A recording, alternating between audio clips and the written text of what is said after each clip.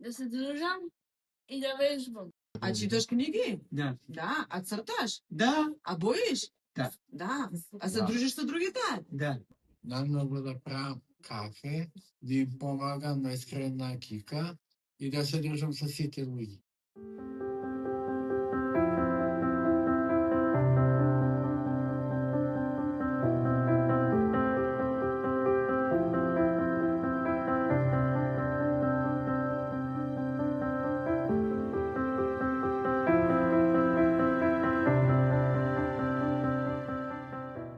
Најмногу имаат проблем при транспорт, влез во јавниот превоз, влез во јавните институции или приватните институции.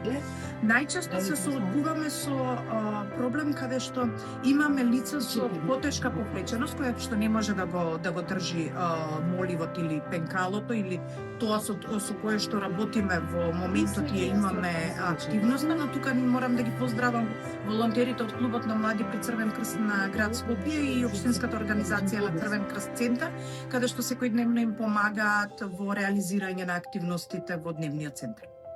Има многу макинери со кои се соочуваме. Прво е неможноста да најдеме анимација и занимација, односно социализација во секојдневието и разбивањето на монотонијата со која што се соочуваат нашите деца и пријатели со слични проблеми. Второ, пристапноста, која што е на нула ниво во нашиот град. За било каде да дојдеме и да стасаме, се соочуваме со неможност да се реализира сето тоа. Трето е она што и обележените места кои што се за лица со хендикеп постојано, особено во трговските центри, па и не само во нив, надвор од тоа, секогаш се зафатени со лица кои што не се корисници на тие места, кои што се обележани. Овој центар е регистриран од Министерството за социјална политика, демографија и млади. Работиме од 2020 година.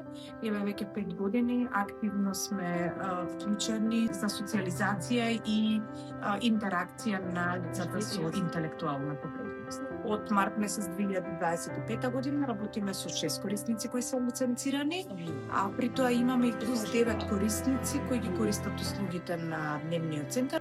Би сакале да има повеќе можност, да има повеќе дневни центри, повеќе анимација, поголема инклузија на лицата со повреченост. Може би да се зголеми бројот на персонални асистенти,